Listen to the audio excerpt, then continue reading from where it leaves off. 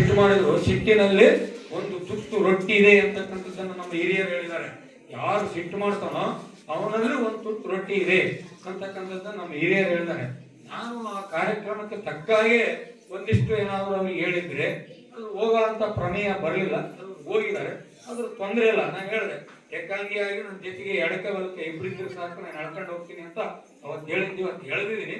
ಇಂಥವು ಬಂದ್ರು ನನಗೇನು ಬೇಜಾರಿಲ್ಲ. ಆದ್ರೆ ಇಲ್ಲಿವರೆಗೆ ತಮ್ಮೆಲ್ಲರ ಒಂದು ಗಮನ ಈ ಒಂದು ಇದು ಸಮ್ಮೇಳನದಲ್ಲಿ ಇದ್ರೂ ಕೂಡ ನೀವು ಯಾರು ಕೂಡ ವಿಚಲಿತರಾಗದೆ ಶಾಂತ ಚಿತ್ತರಾಗಿ ಕುಳಿತಿದ್ರಲ್ಲ, ಅದಕ್ಕೆ ನನ್ನ ದೊಡ್ಡ ನಮಸ್ಕಾರಗಳು.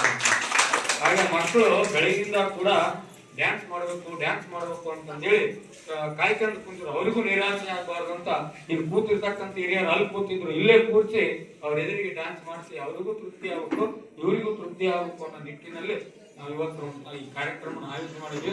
ಇದರಲ್ಲಿ ಏನಾದರೂ ತಪ್ಪು ಒಪ್ಪುಗಳಿದ್ದರೆ, ನಮ್ಮಿಂದ ಏನಾದರೂ ತ್ಯಾವಣಿಗೆ ಗ್ರಾಮಸ್ಥರು ಅಥವಾ ನಮ್ಮ ಈ ವ್ಯವಸ್ಥಾಪಕರ ಪರವಾಗಿ ಏನಾದ್ರು ತಪ್ಪಿದ್ರೆ ನೀವು ಕ್ಷಮಿಸಿ ಅಂತ ಹೇಳ್ತಾ, ಆಮೇಲೆ ನಮ್ಮ ಸಿದ್ದೇಶ್ವರ ಅವರು ಇವತ್ತು ಹುಟ್ಟಿದ ಹಬ್ಬ 42 ತುಂಬಿ 43ಕ್ಕೆ ಕಾಲಿಡ್ತಾ ಇದ್ದಾರೆ.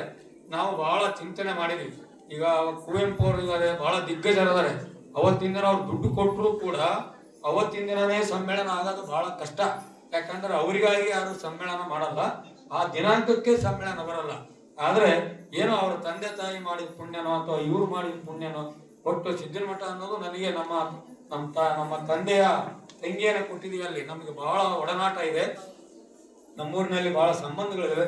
ಹಾಗಾಗಿ ನಮ್ಮ ಶಿವಮೂರ್ತಿಯವರನ್ನು ಕೇಳಿದಾಗ 2-3 ಬಾರಿ ಅವ್ರ ಹತ್ರ ಚರ್ಚೆ ಮಾಡಿ ಬರೀ ಅವರೊಂದು ಅವಕಾಶ ಕೊಡೋಣ, ಮುಂದೆ ಬೇಕಾದ ಬರಲಿ, ಯಾರು ಏನಾರು ಆಗಲಿ ಅಂತಂದೇಳಿ ನಮ್ಮ ಸಿದ್ದೇಶ್ವರ ಅವರಿಗೆ ಒಂದು ಅವಕಾಶವನ್ನು ಮಾಡಿಕೊಟ್ಟಿದ್ವಿ.